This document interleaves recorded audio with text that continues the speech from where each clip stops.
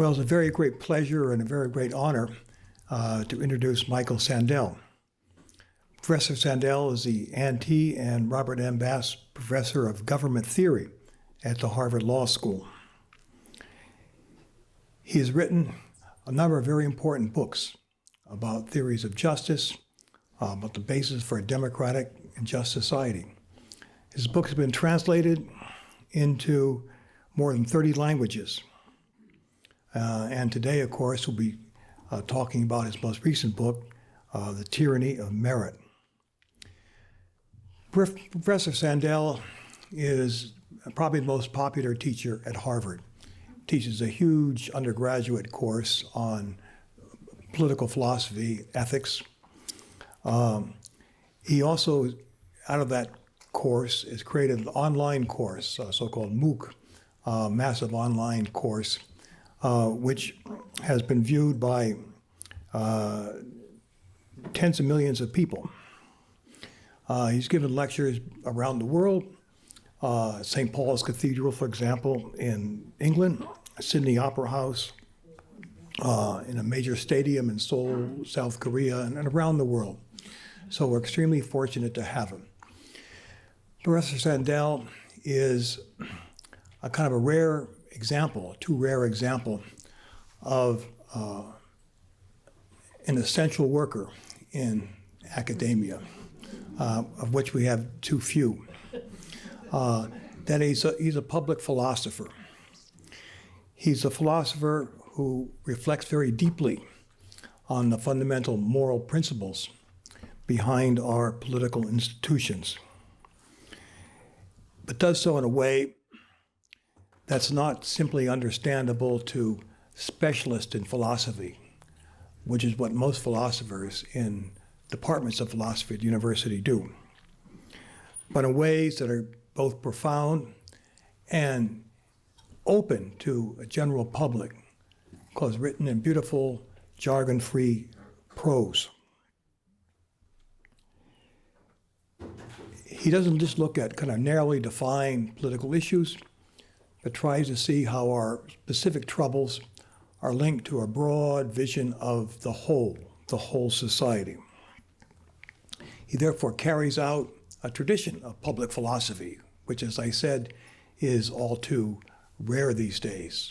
Progenitors include figures like John Dewey in the early 20th century, and since this is the Burke Lectureship in honor of Father Burke, people like Father Burke himself and John Courtney Murray, the distinguished Catholic theologian whose work was the basis for the documents in the Second Vatican Council.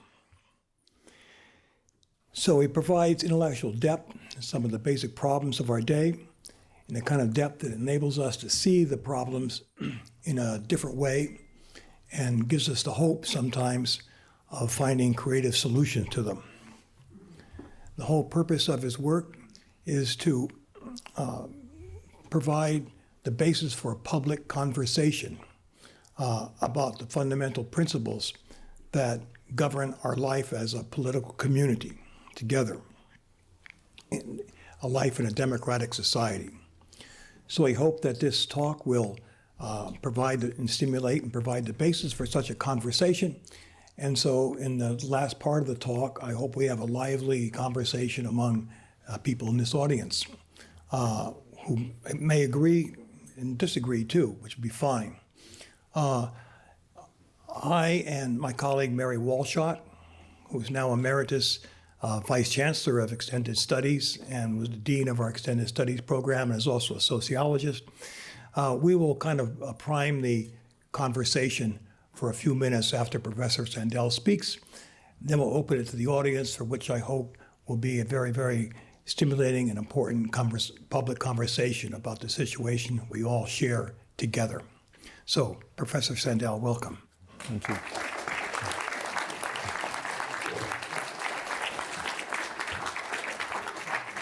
Thanks, Dick.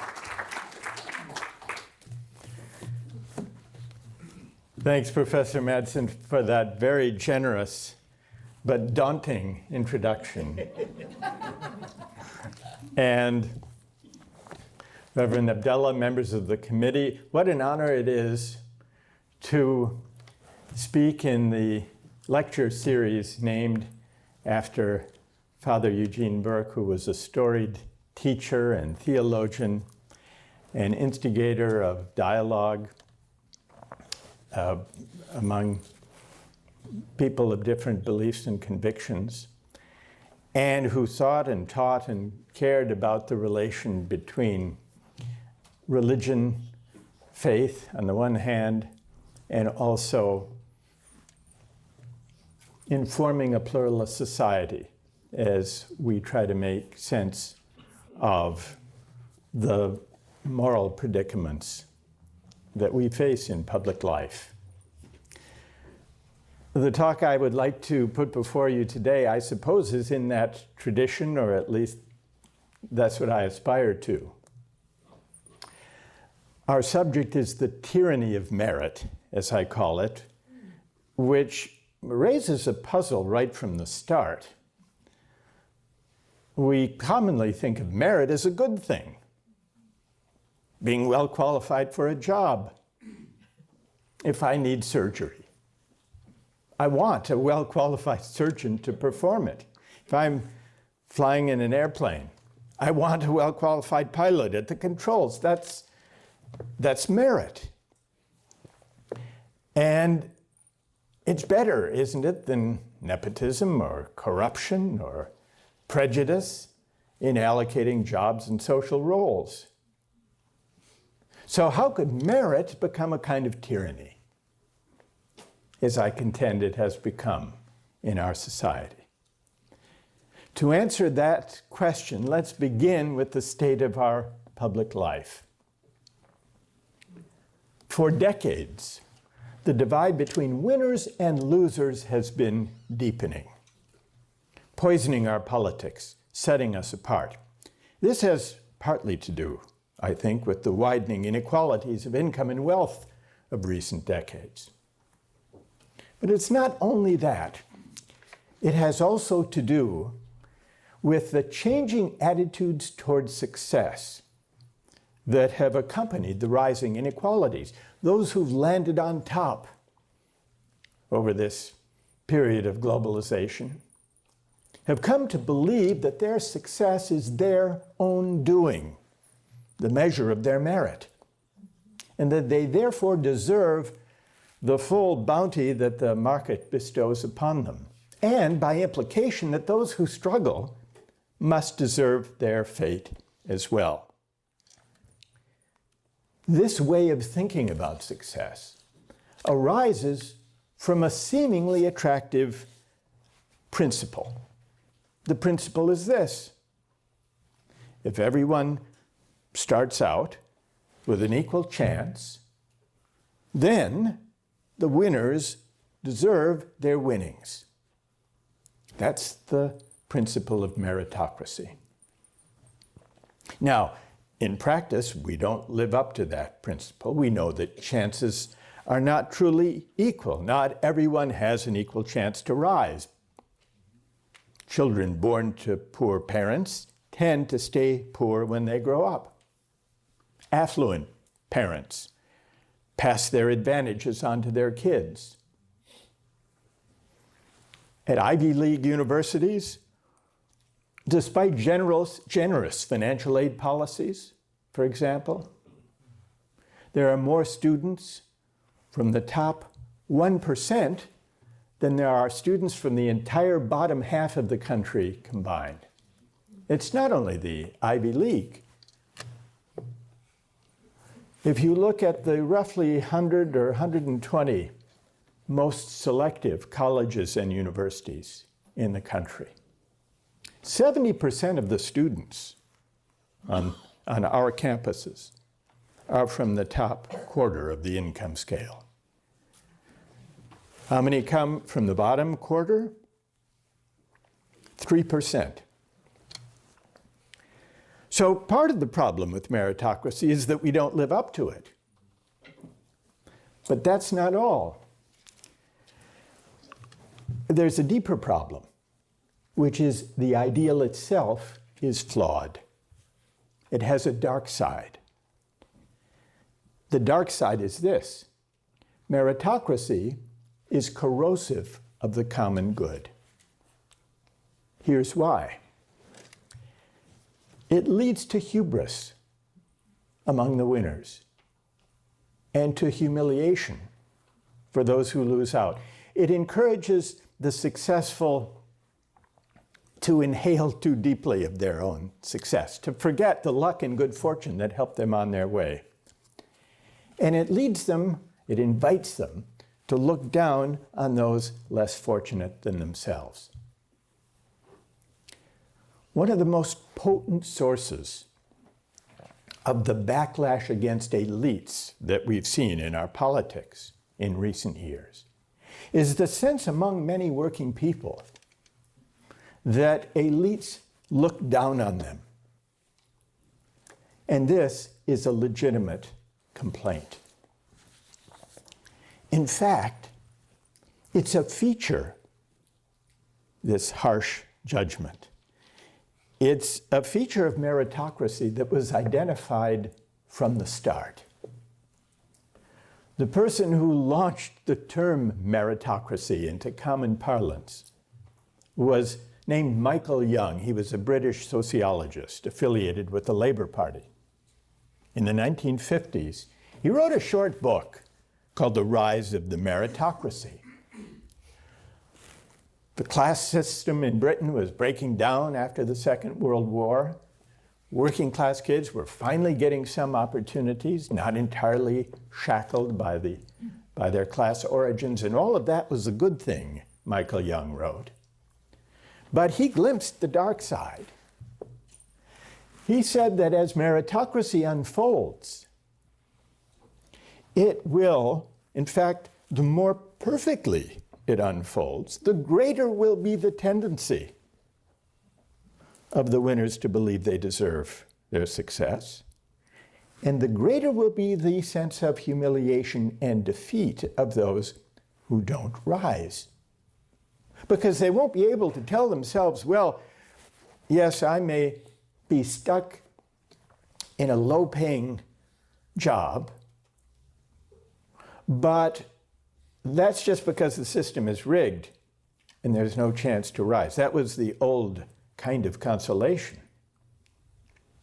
The ability to rail against the injustice of a system that consigned some to hard lives, lives of struggle, lack of upward mobility. But now, insofar as chances become increasingly equal, to that extent, people, the winners and the losers, will take their winnings or losings as a verdict on them.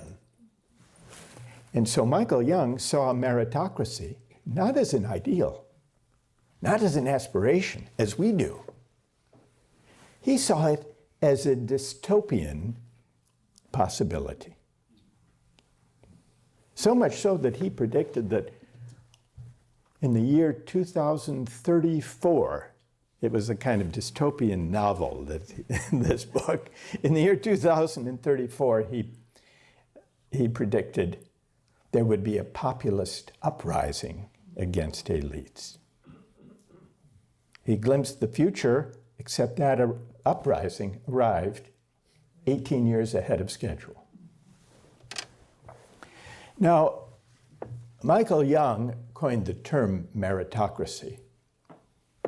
But the idea of merit, the idea that people should get what they deserve, and that the universe should be organized in that way, goes back much further, which explains why this way of thinking about success exerts such a powerful hold on our moral and political imagination. The deeper source of the idea of merit as deservingness, goes back to Christian debates, not about income and wealth, but about salvation. Can the faithful earn salvation through religious observance and good works? That was the question. Or is God entirely free to decide whom to save regardless of how people live their lives? That was the question for early Christian theologians. Now, the first option seems more just, that people earn salvation, because it rewards goodness and punishes sin. It's appealing. But theologically, it posed a problem. Because if God is bound to answer to our virtues and demerits, he's not omnipotent after all. If salvation is something we earn and therefore deserve, then God is bound to recognize our merit. Salvation becomes partly a matter of self-help, and this implies a limit to God's infinite power. And so Augustine took the view that salvation can't be a matter of merit.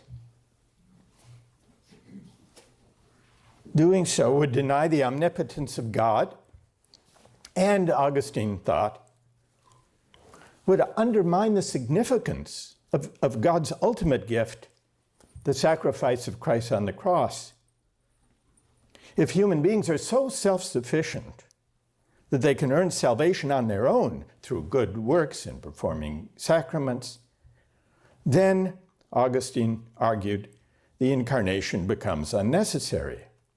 Humility in the face of God's grace gives way to pride in one's own efforts. And that's what Augustine was set against. But despite his insistence on salvation by grace alone,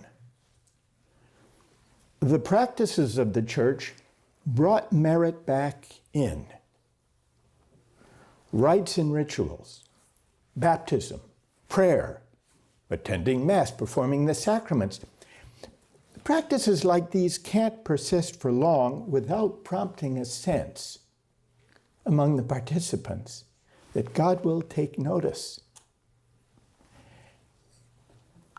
It's not easy to sustain the belief that faithful religious observance and good works don't win God's favor or generate merit in his eyes. And so, almost unavoidably, it seems, a theology of gratitude and grace is prone to slide toward a theology of pride and self-help. And this is what Martin Luther worried about and objected to when he launched the Protestant Reformation. The Protestant Reformation, one could almost say, was born as an argument against merit, against that presumptuousness.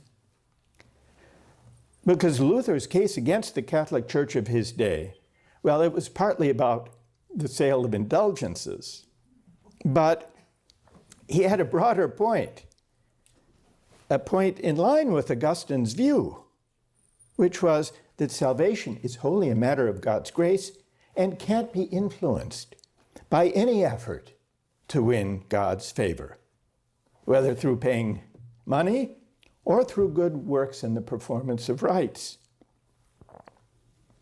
Luther argued we can no more pray our way into heaven than buy our way in. Election is a gift that is entirely unearned.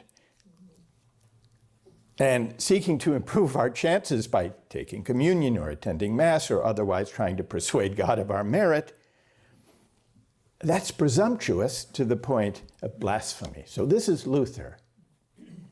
He has a thoroughgoing notion of grace, as did Augustine. Resolutely, both of them were anti-meritocratic vis-a-vis salvation. And yet here's the paradox. The Protestant Reformation that Luther launched would lead to the fiercely meritocratic work ethic that the Puritans and their successors would bring to America. And in The Protestant Ethic and the Spirit of Capitalism, Max Weber explained how this happened. Like Luther, John Calvin, whose theology inspired the Puritans, held that salvation was a matter of God's grace, not determined by human merit or deservingness.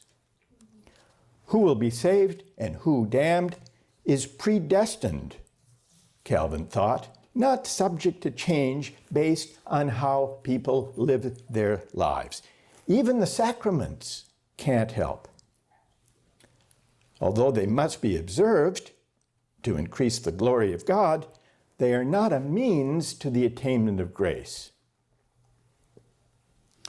Now, Calvin's doctrine of predestination created great suspense because, of course, one desperately wants to know whether you are already among the elect or the damned. But God doesn't announce this in advance. The urgency of this question led Calvinists to a certain version of the work ethic. The idea was this: since every person is called by God to work in a vocation, working intensely in that calling is a sign of salvation. It's a sign. Now, the point of the work is not to enjoy the wealth it produces, but to glorify God, and this leads to, Weber argues, work and accumulation. And that gives rise to, he argues, to capitalism. But for our purposes, for the story of merit, the significance of this drama consists in the tension that develops with the Puritans, between the tension between merit and grace. For Calvin, a lifetime of disciplined work in one's calling is not a route to salvation. It's just a way of knowing whether one is already among the elect.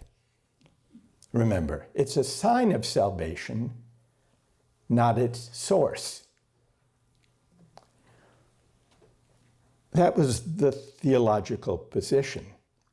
But it proved difficult, if not impossible, to resist the slide. Again, this time, the slide from viewing such worldly activity as a sign of election to viewing it as a source. Psychologically, this is understandable. It's hard to bear the notion that God will take no notice of faithful work that increases his glory. Once I'm encouraged to infer from my good works that I'm among the elect, it's hard to resist the thought that my good works have somehow contributed to my election.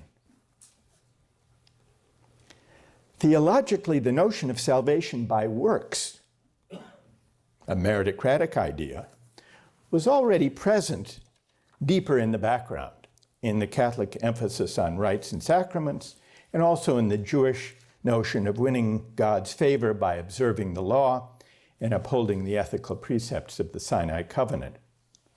So it's very hard for a thoroughgoing ethic of grace to keep convictions about merit entirely at bay. As the Calvinist notion of work and a calling evolved into the Puritan work ethic, it was hard to resist its meritocratic implication, that salvation is earned, and that work is a source, not merely a sign of salvation. The Calvinist doctrine of predestination, combined with the idea that the elect must prove their election through work and a calling, leads to the idea that worldly success is a pretty good indication of who is destined for salvation. Proving one's state of grace through worldly activity, as in the Protestant work ethic, brings meritocracy back in. And it brings it in, according to Weber, with its harsh implications as well. Because the spiritual aristocracy of the elect, confident of their election, looked down with disdain, Weber tells us, on those apparently destined for damnation. Here, Weber glimpses what I would call an early version of meritocratic hubris. Quote, "The consciousness of divine grace of the elect and holy was accompanied," this is Weber, "by an attitude toward the sin of one's neighbor, not of sympathetic understanding, based on consciousness of one's own weakness, but of hatred and contempt for him as an enemy of God bearing the signs of eternal damnation." So the Protestant ethic not only gives rise to the spirit of capitalism, it also promotes an ethic of self-help and responsibility for one's fate congenial to meritocratic ways of thinking. And this ethic unleashes a torrent of anxious, energetic striving that generates great wealth, but also reveals the dark side of responsibility and self-making. The humility prompted by helplessness in the face of grace, the traditional view, gives way to the hubris prompted by belief in one's own merit. So that's the background to our almost irresistible conviction that worldly success is a mark of moral deservingness. For Luther, Calvin, and the Puritans, debates about merit were about salvation. For us, debates about merit are about worldly success. Do the successful earn and therefore deserve their success? Or is prosperity due to factors beyond our control? On the face of it, these debates would seem to have little in common. One is religious, the other secular. But on closer inspection, the meritocracy of our day bears the mark of the theological contest from which it emerged. The Protestant work ethic began as a tense dialectic of grace and merit, helplessness and self-help. In the end, merit drove out grace. The ethic of mastery and self-making overwhelmed the ethic of gratitude and humility. Working and striving became imperatives of their own, detached from the Calvinist notion of predestination and the anxious search for a sign of salvation. Now, it's tempting to attribute the triumph of mastery and merit to the secular bent of our time. One might think, as faith in God recedes, confidence in human agency gathers force. The more we conceive ourselves as self-made and self-sufficient, the less reason we have to feel indebted or grateful for our success. But even today, our attitudes towards success are not as independent of providential faith as we sometimes think. The notion that we are free human agents capable of succeeding by our own effort, that's one aspect of meritocracy. Equally important is this idea of deservingness. This triumphalist aspect of meritocracy is what generates the hubris among the winners and humiliation among the losers. And it reflects, even in our more secular age, a residual providential faith that persists in the moral vocabularies of our society. Weber put it this way, writing about the Puritans. But think how readily it applies to us. The fortunate person is seldom satisfied with the fact of being fortunate, Weber observed. Beyond this, he needs to know that he has a right to his good fortune. He wants to be convinced that he deserves it, and above all, that he deserves it in comparison with others. He wishes to be allowed the belief that the less fortunate also merely experience their due. Well, this is eerily familiar, isn't it? And it brings us to the tyranny of merit. The tyranny of merit arises from this impulse that Weber describes. Today's secular meritocratic order moralizes success in ways that echo this earlier providential faith. Although the successful don't see themselves as owing their power and wealth to divine intervention, they see themselves as rising thanks to their own effort and hard work. We, not just they, we often fall into the conviction that success reflects virtue. The rich are rich because they are more deserving than the poor. This triumphalist aspect of meritocracy is a kind of providentialism without God, or at least without a God who intervenes in human affairs. The successful make it on their own, but their success attests to their virtue. That's the key similarity. And this way of thinking heightens the moral stakes of economic competition because it sanctifies the winners and denigrates the losers. So all of this is, in a way, deeply recognizable. Now, let's bring the story up to the last few decades. Meritocracy in our time, as a political project, found expression in a familiar slogan. We've heard it innumerable times across the political spectrum. The slogan that says everybody should be able to rise as far as their efforts and talents will take them. Who could disagree? In recent years, politicians of both parties have reiterated this slogan to the point of incantation. Ronald Reagan, George W. Bush, Marco Rubio among Republicans, Bill Clinton, Barack Obama, and Hillary Clinton among Democrats have all invoked this slogan. I call it the rhetoric of rising.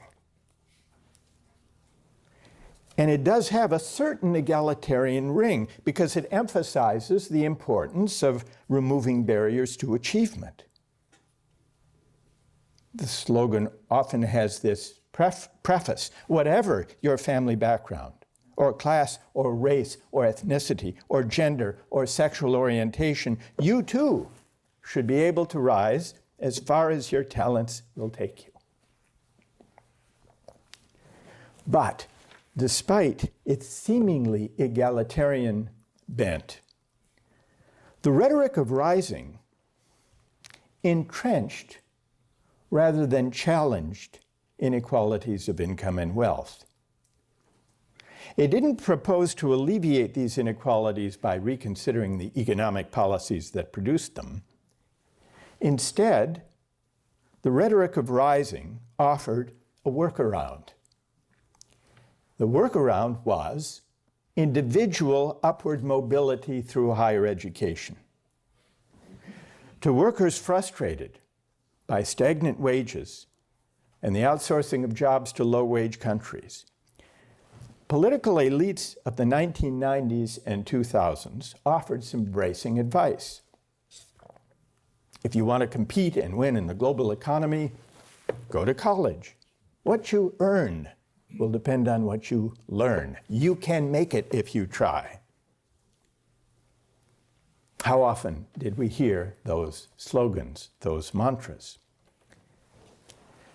The elites, Democrats and Republicans alike, who delivered this message, failed to notice the implicit insult it conveyed. The insult was this: if you didn't go to college, and if you're not flourishing in the new economy, your failure must be your fault. We warned you, we told you what would be necessary to flourish in the new economy. So it's no wonder that many working people turned against meritocratic elites. There's a further problem with this workaround solution to inequality. Those of us who spend our days in the company of the credentialed can easily forget this simple fact. Most of our fellow citizens do not have a four-year college degree. More than 60% do not. So it's folly to create an economy that makes a university diploma a necessary condition for dignified work and a decent life.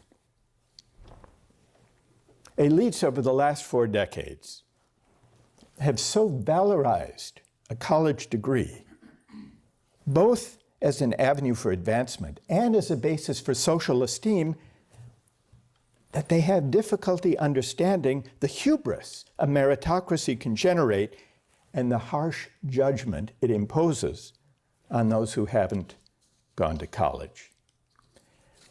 Such attitudes fueled the resentment against elites that Donald Trump in 2016 was able to exploit.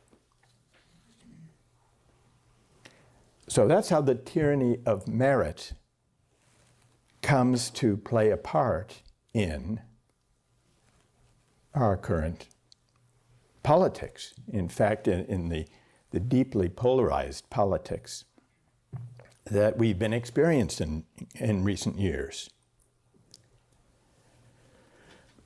Well, suppose, now not everyone here may agree with this diagnosis, and we can discuss it,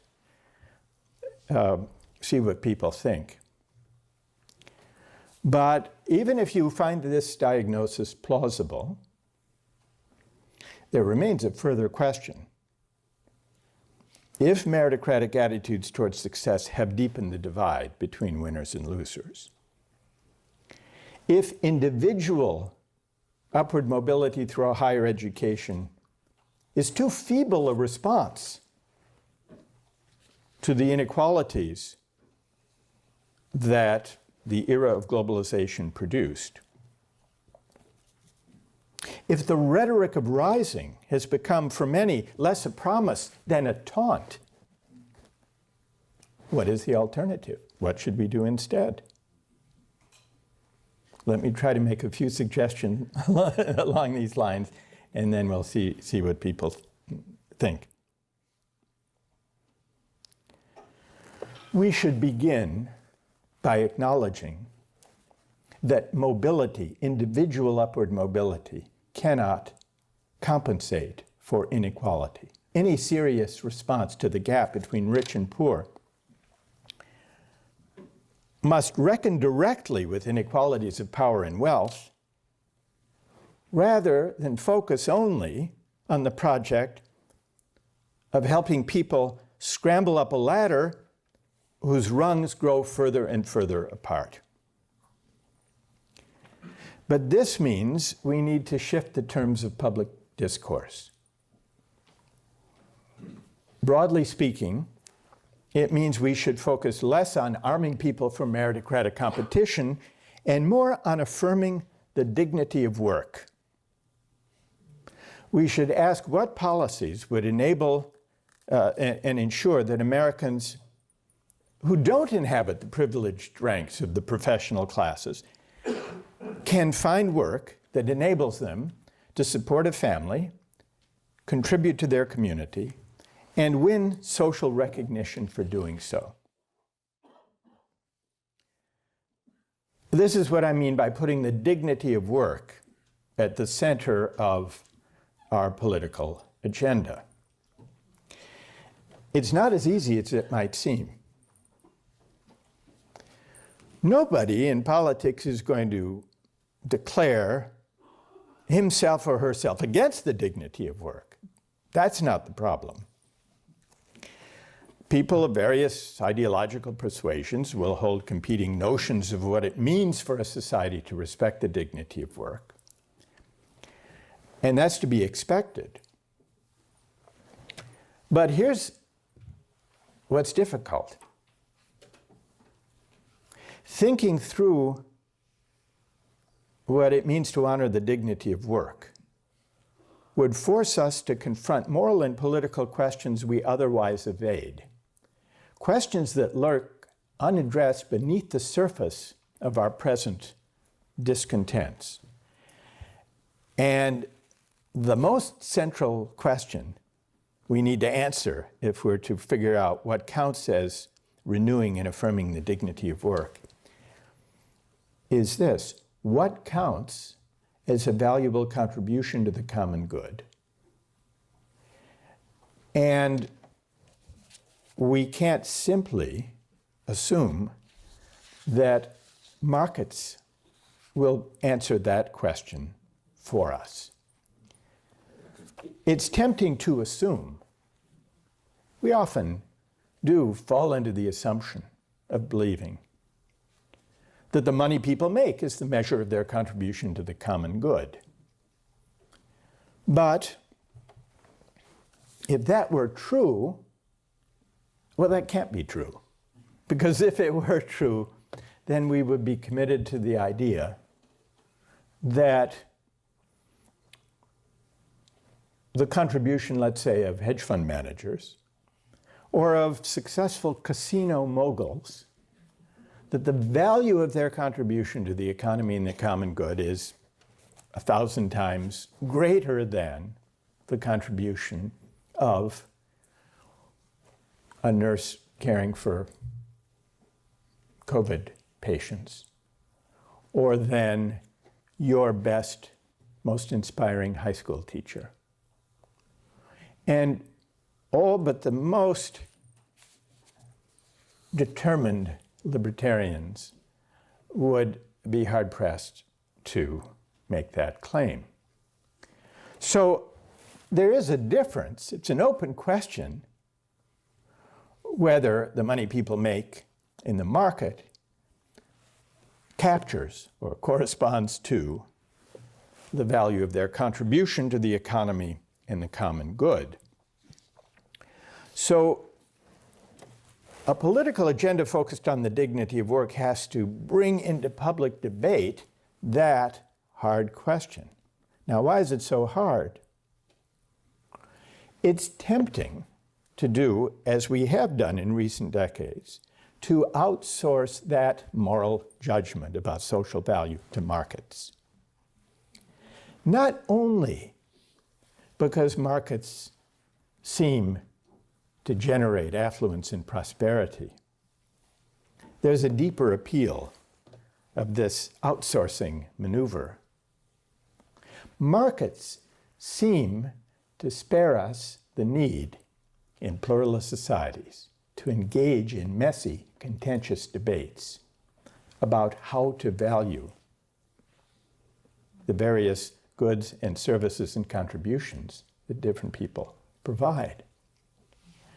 Because to embroil ourselves in that question, what counts as a valuable contribution to the common good, requires us to articulate and argue about and debate and defend and to reason about competing conceptions of the good life. How else can we know what counts as a truly valuable contribution? But here is a worry, it's a deep liberal worry, broadly speaking, that in a pluralist society, it's risky to embroil ourselves in debates about competing conceptions of the good and what's truly of value. But I'm suggesting we can't avoid those debates. We need a morally more robust kind of public discourse than the kind to which we've become accustomed. Because otherwise, it's not as though there is a purely neutral way of deciding this question. Otherwise, markets will decide these questions for us.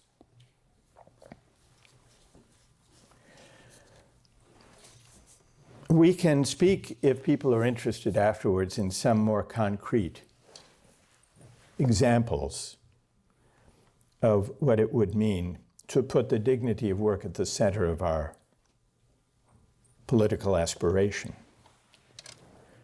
But I would like to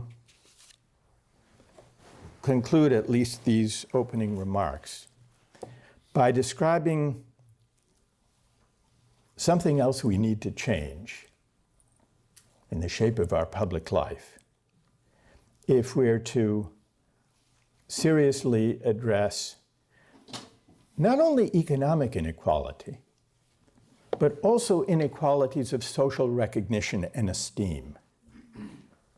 Because if I'm right about the harsh consequences of meritocratic attitudes towards success, then the deepest, most galling form of inequality is not about unequal purchasing power.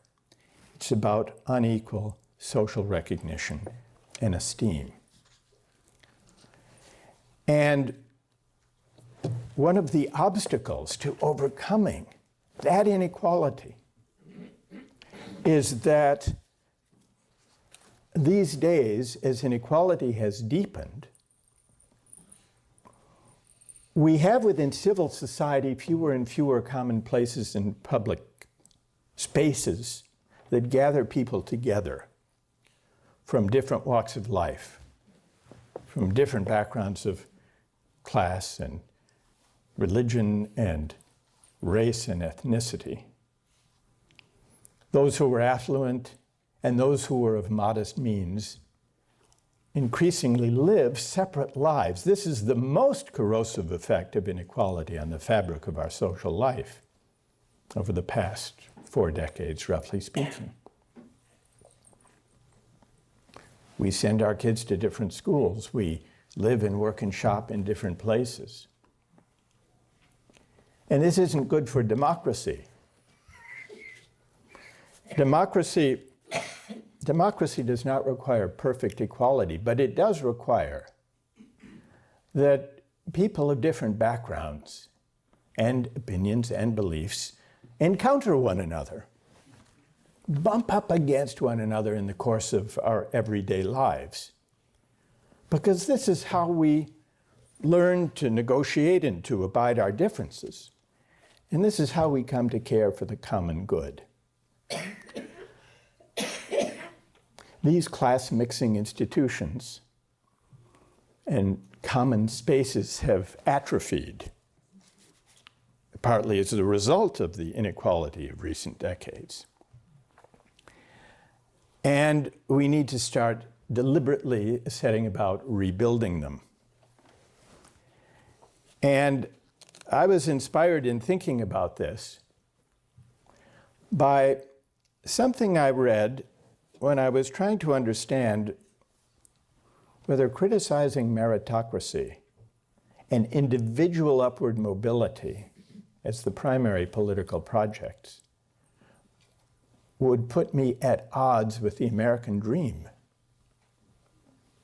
Because we often think that the American dream is precisely about individual upward mobility, about the ability to rise, whatever your background, as far as your efforts and talents will take you. Isn't that the American dream? only in part. The American dream, the term was coined by a writer in the 1930s, James Truslow Adams. And he did talk about a social order, wrote about a social order in which each man and each woman shall be able to attain to the fullest stature of which they are capable and be recognized by others for what they are, regardless of the fortuitous circumstances of birth or position. Mobility is part of it, but it's not individual mobility only. Because when I went back and read the book that James Truslow Adams wrote when he coined this term, it turns out that the dream he had in mind was not only about moving up. It was about achieving a broad democratic equality of condition. As an example, he pointed to the U.S. Library of Congress, a place of public learning that drew Americans, he said, from all walks of life. Here's how he described it. As one looks down on the general reading room, which alone contains 10,000 volumes, which may be read without even the asking, one sees the seats filled with silent readers, young and old, rich and poor, black and white, the executive and the laborer, the general and the private, the noted scholar and the schoolboy, all reading at their own library, provided by their own democracy. Adams considered this scene to be what he called a perfect working out in a concrete example of the American dream. The means provided by the accumulated resources of the people themselves and a public intelligent enough to use them. And then he said, if this example could be carried out in all departments of our national life, the American dream would become an abiding reality. Merit began its career as the empowering idea that we can, through work and faith, bend God's grace in our favor. The secular version of this idea made for an exhilarating promise of individual freedom. Our fate is in our hands. We can make it if we try. But this vision of freedom is flawed. And it's also at odds with a healthy democracy. The meritocratic conviction that people deserve whatever riches the market bestows on their talents makes solidarity an almost impossible project. For why do the successful owe anything to the less advantaged members of our society? The answer to this question depends on recognizing that for all our striving, we are not self-made and self-sufficient. Finding ourselves in a society that happens to prize our talents, that's our good fortune, not our due. A lively sense of the contingency of our lot, on the other hand, can inspire a certain humility. There, but for the grace of God or the accident of birth or the mystery of fate, go I. That could be me. This spirit of humility is the civic virtue we need now. It's the beginning of the way back from the harsh ethic of success that drives us apart.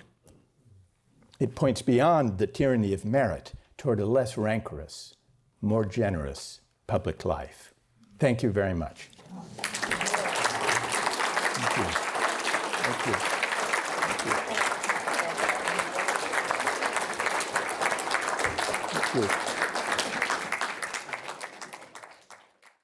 Well, thank you very, very much for such a stimulating talk that really forces us to think deeply about our own lives and indeed about the mission of this place where we are, this university. Just to get the conversation started, as a professor, let me start with more abstract and get down to, more concrete. So let me start with a philosophical question. What is the common good? And how do we define the common good? Jacques Maritain, the Thomist philosopher, said the common good is the sum total of all the virtues, values, habits, institutions that make a society function properly together. Okay, but the idea comes from Thomas Aquinas, who basically defined it in terms of a hierarchical society. The common good basically is respect your superiors. People at the very, very top, status, or got their position by God. And you should be satisfied if you're in a lower position, obey them. The people above should, in a paternalistic way, take care of you, and so forth, all the way down to the slaves who are part of this process. So that's a non-starter nowadays, right? People can't believe in this hierarchical kind of order that's defined by God. In the past, it was a church who defined what the common good was, right, and how people should act according to their various stations in life. But now we see ourselves in a condition as equal in terms of hierarchy, not in terms of wealth and power, certainly. And we feel we all should contribute we all should define what this common good is. But how do you define what the common good is, the good in common? Through public conversation. But in a situation in which, there are alternative facts, people at different levels, talk and reason in a different way, how can a conversation take place that defines what the common good is? There are in law schools, Harvard probably, right, there's these new young common good constitutionalists, right, who say that originalism is too not conservative enough, right? And we have to, because if you let people decide together what it is, they're going to say people should have rights to abortion and blah, blah, blah. And so therefore, it has to be imposed by wise people at the top, right? We want to go there. How is a democratic common good going to be arrived at? One way of thinking about the common good, perhaps the most familiar way these days, is that the common good is the summing up of individual wants, preferences, and desires. And this way of thinking about the common good it's familiar to anyone who's taken an introductory economics course, because it's a utilitarian conception of the common good. A community is the sum of the individual members who comprise it, and the common good is the sum of what they want as individuals. It's an aggregative, or one could also say a consumerist conception of the common good, maximizing consumer welfare. It's a utilitarian idea of the common good.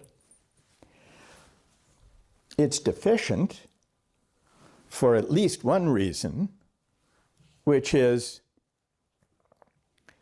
there's no reason to assume that the preferences, the wants, the subjective desires we have at any given moment are good or worthy or virtuous or admirable or worth pursuing or satisfying, even as individuals. As we aspire to educate ourselves, or to improve ourselves, or to raise our children, a lot of that is about reflecting on the adequacy of the de facto preferences we have and trying to figure out whether we can improve them, or whether some of them need to be reconsidered through deliberation and experience and reflection. And thinking about a society, the same question arises. The purely economistic, utilitarian way of thinking about the common good, the aggregative way, gives up from the start on the whole project that we can learn anything from one another by deliberating with one another, which leads to the answer I would give directly to your question. The common good consists in, well, it's a mode of life that enables us to reflect critically on our wants, desires, preferences, interests, aims, and to do so in the company of others, friends, family, fellow citizens, who can challenge us to maybe rethink some of the preferences that we start out with.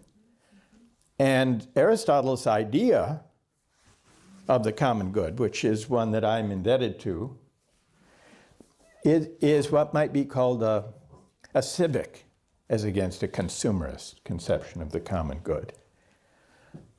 It's also an educative conception of the common good because it sees our common life as, ideally at least, educative. We learn from one another when we deliberate about public purposes and ends. So it's this Aristotelian conception of the common good that I think offers a corrective to the economistic or the consumerist or utilitarian, there are three insults one can apply to it, conception. Is that all right? You still have to do some more work on this, but that's fine. Okay? So I'm the pragmatist on the stage. And? We've just come through COVID. You were described, and I share Dick's admiration of you, as an essential worker. I love it. I love that. I'll take that any day. In an academic context. What have we experienced in the last 3 years, 2.5 years? Our dependence as individuals, families, neighborhoods, and communities on essential people, most of whom are not college graduates. Right. The sewage backing up in my bathtub, right. The need for care for an aging mother, yeah. The teachers who learn to teach online, so children and grandchildren, all of the sort of underappreciated, non-esteemed workers, poorly compensated workers, were essential to our living through this period. Right. I don't want to make a speech. I really do have a question. I love it, though. I love it. But the right. question is, yeah. Do you think this collective experience that we've had in this country may open us to a richer conversation about what truly is the common good moving forward? In the midst of the height of the COVID pandemic, I hoped so and thought maybe, Mary, because just as you say, the inequality, well, the pandemic did not so much produce inequality as highlight and dramatize the inequalities that already existed. It surfaced it. Most vividly in the divide between those of us with the luxury of working at home and having meetings on Zoom and teaching on Zoom, and those of our fellow citizens who either lost their jobs or who, in order to perform their jobs, had to expose themselves to risks on behalf of the rest of us. And we did have a glimmer of appreciation. We couldn't help but notice that the workers workers we often overlook were workers on whom we most deeply depended. Not only the nurses and, of course, the teachers, but delivery workers, warehouse workers, grocery store clerks, home health care providers. And these were not the best paid or most honored workers in our society. And just as you say, Mary, during the pandemic, for a time, we began calling them essential workers, and even sometimes to applaud for them at the end of the day. This could have been, and I thought maybe it could provide an opening for a broader public debate about how to bring their pay and recognition into better alignment with the importance of the work they do. But I'm afraid for the most part, that moment has passed without leading us to a full appreciation and a tangible recognition of essential workers. In part, there are still some hints and glimmers and possibilities.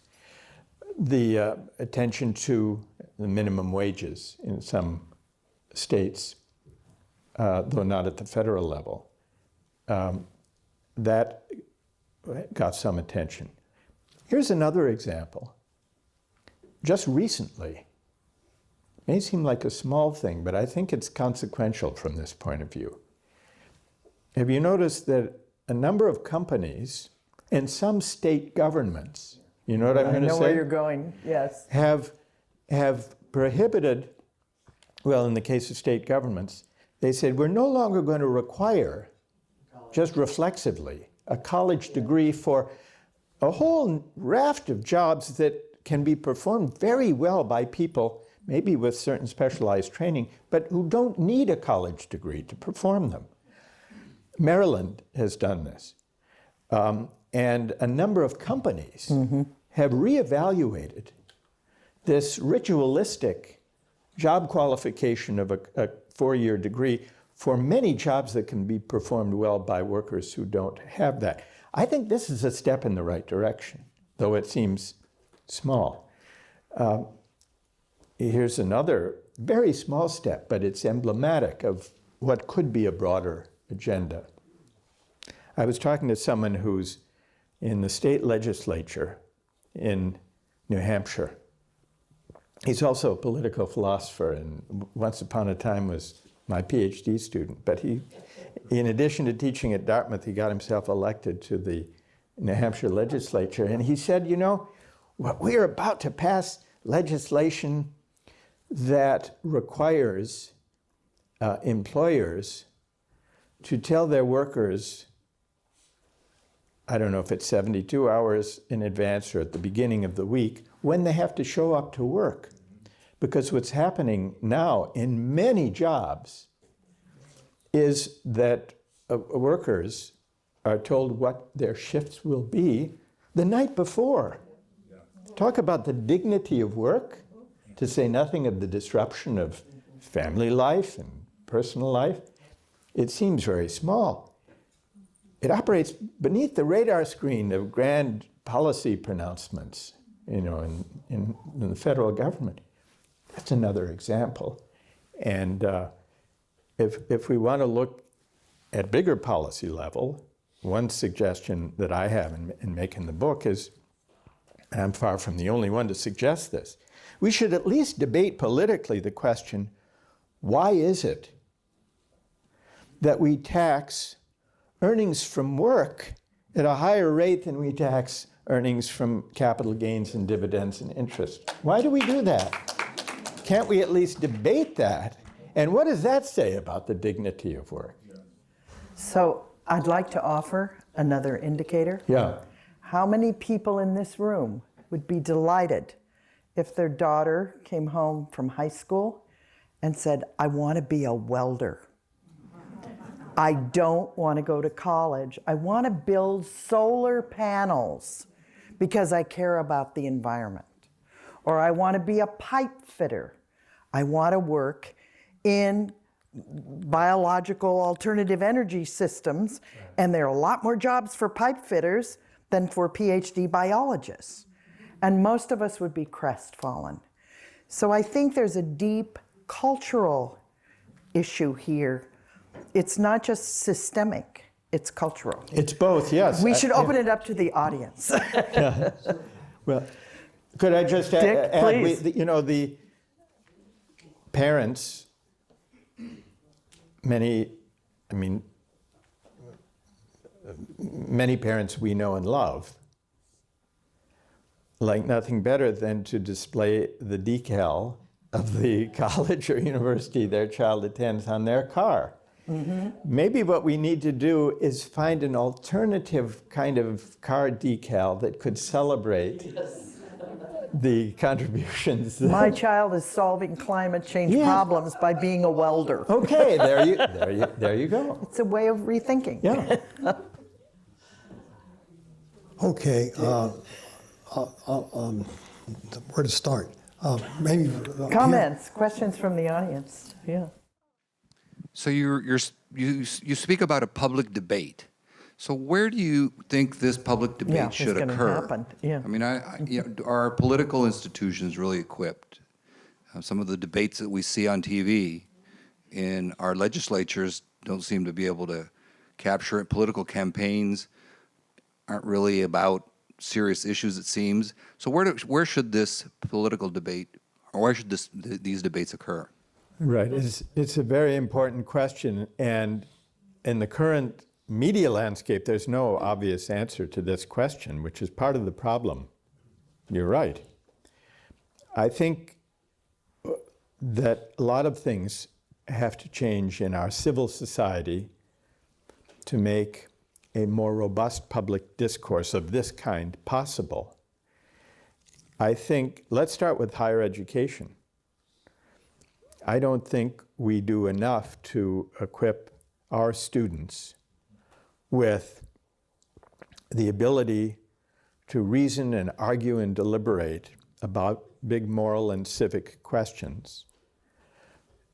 We need to do a better job of that in higher education. Civic education, that by that I don't just mean how does the government work, but about reading great works of moral and political philosophy and relating them to contemporary debate and equipping students with, well, there's an old-fashioned subject of rhetoric that used to be taught, but I would say rhetoric and moral and civic reasoning and argument, we need to do better. But I don't think we should assume that the only place for that is in higher education.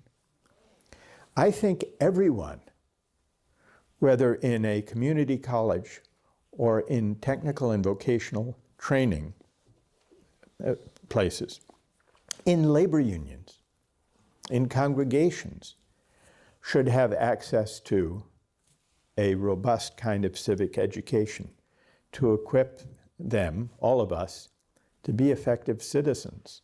So I think we have to invent ways of taking moral and civic education out of doors, so to speak. One of the best examples of this historically that I've run across is the Knights of Labor, which was the most important labor union movement in the late 19th century for a time. And among their demands, in addition to wages and hours and so on, were reading rooms in factories so that working people on their breaks could read newspapers and magazines and inform themselves about public affairs and become effective citizens, not only in the workplace, but also in the democracy. So a broad diffusion of moral and civic education, I think, is important. That's education. The media is in a disastrous condition from this point of view, because what passes for political discourse too often consists of shouting matches or partisan food fights. And this is, the traditional media has descended to this and does not really provide a meaningful forum for debate on big questions that matter. Social media is hardly better. To the contrary, social media, for the most part, depends on a business model that says, we want to capture your attention by any means necessary, however sensational and provocative and low and base. Hold it for as long as possible. They call it engagement, but that's a euphemism. Engagement, true engagement, involves deliberating. The kind of engagement they traffic in is better described as triggering or inflaming. Holding your attention for as long as possible, the better to collect more of your personal data, the better to sell you stuff. That's the business model. Well, that business model will never be conducive to a kind of social media that can be a place for public deliberation. So we have to reinvent that, which is a big political and economic project. So those are some of the places I would start. And as for the traditional media, I think we have to experiment with not-for-profit modes of funding media, traditional media even, if we're to create fora for genuine public discourse. It can be robust, it can be lively, it can be engaging and hold people's attention. It need not be dry and dull and indecorous. Well, a little decorousness might not be bad, civility at least. It can be done, but we have to reinvent these media companies and the social media companies that we've allowed to proliferate with this deeply corrosive business model. So to go back to the first point about working and college, and the college sticker is a symbol. I would be very happy for my kid to be a welder if my kid could afford to buy our house on a welder's salary. He never could. I would want my kid to have an equal or better life than he had growing up. So if you don't have that, the rest is not going to follow. So welders do make $75,000 to $100,000 a year. They can't live in La Jolla. They can't buy the average home in San Diego. Neither can a high school teacher or a nurse. I agree. No, I agree. But without talking about how much money they make, Yeah. the rest is just talk. Well, that's why it's not enough, important though it is, for parents to say to their child, if you want to be a pipe fitter or a welder, you have my blessing. Parents give this advice and form these judgments against the background of a society that, in terms of pay and also in terms of honor and recognition, may be sending the opposite message. And here's one way where we can begin to address it. An economist at Brookings did a study a few years ago and found that the federal government, this was back in 2013, that the federal government spends each year helping people go to college and university. I think it's $164 billion. And the amount it spends supporting vocational and technical training was $1.1 billion, $164 billion to 1.1. Now, that's dramatic, that's a choice. And it's a choice that carries enormous consequences for the kind of support for the training for jobs on which the majority of our fellow citizens depend. Community colleges, technical and vocational training are woefully underfunded, and partly as a result, under-recognized and underappreciated. Germany has a somewhat better way of organizing vocational training and supporting it. And the level of honor and recognition is somewhat greater than we accord it. But this would be one place to begin. It's not enough by itself. But it's true, we have to rethink. See, the general point I would make is that we have to rethink the economy, but to rethink it not only in terms of pay, important though that is, but also in terms of the economy as a system for allocating honor and recognition and social esteem. And because that's really what an economy is. Economy isn't only a system for producing goods and services and pay that corresponds to that activity. It's also a scheme of social recognition.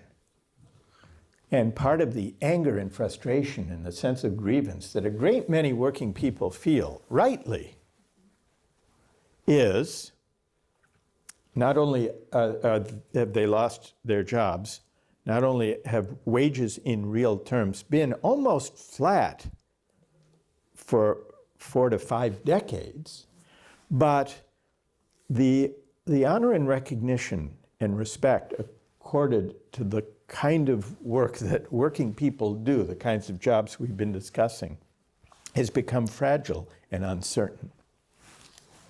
And we have to take account of that. And we need a political economy that addresses both pay and recognition.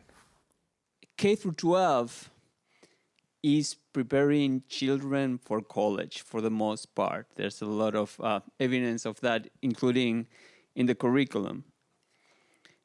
In a society where most children will not go to college, so I think that creates a lot of frustration in those who do not, and also a lot of wasted time learning things that might not be useful for them. And I wonder, how do you think, so K through 12 is looking at college, how do you think, what should K through 12 do instead if you were Secretary of Education? It should inspire the love of learning in the various subjects: history, imaginative literature, math and science, and see where it leads, and music.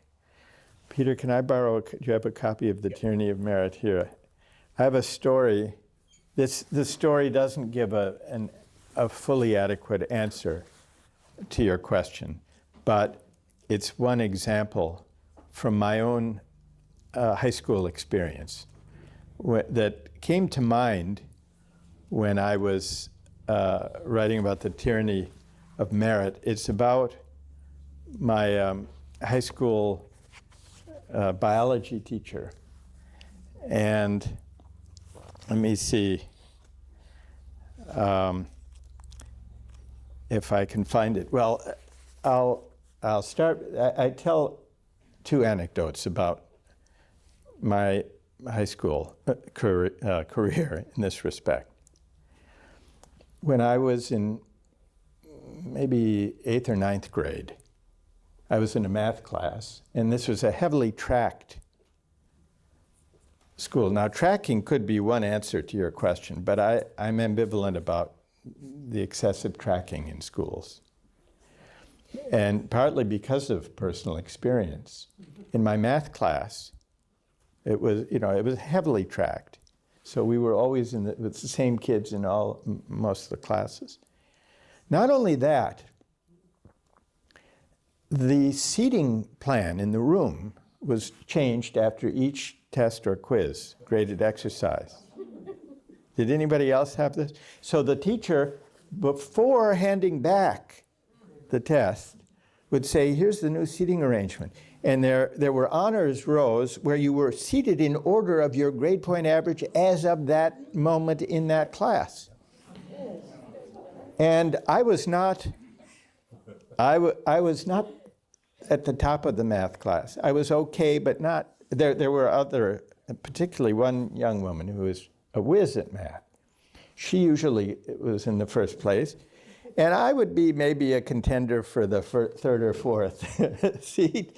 But if I blew a test, you know, maybe I was in the third seat that week, and then some other, he's reading out, and you have to gather up your books and say, oh, I've got to move back. But I hope just one seat. No, someone else is sitting there, and you got to move back further. I really must have done poorly. So that bred this hyper-competitive, unhealthy way where by the time we reached, you know, the 10th and the 11th grade, we not only knew our grade point average in each class to the 10th, but everybody else's. And I had one teacher, a wonderful biology teacher, who noticed this and was troubled by it. And here's the passage, I'm trying to find it. All right, my 10th grade biology teacher, Mr. Farnham, a wry, bow-tied man whose classroom teemed with snakes, salamanders, fish, mice, and other fascinating wildlife, was troubled by our preoccupation, our obsession with grades, and how it threatened to swamp our intellectual curiosity. One day, he gave us a pop quiz. He told us to take out a piece of paper, number from 1 to 15, and answer true or false. When students complained that he had not given us any questions, he told us to think of a statement for each question and write down whether it was true or false. Students asked anxiously whether this arbitrary quiz would be graded and whether it would count. Yes, of course, he said. At the time, I found this an amusing, if eccentric, classroom joke. But in retrospect, I see that Mr. Farnham was trying, in his own way, to push back against the tyranny of merit. He was trying to get us to step back from the sorting and the striving long enough to marvel at the salamanders, which is what education should be about. Well, with that wonderful story, I think it's a good place to end. And to thank you from the bottom of our hearts for that.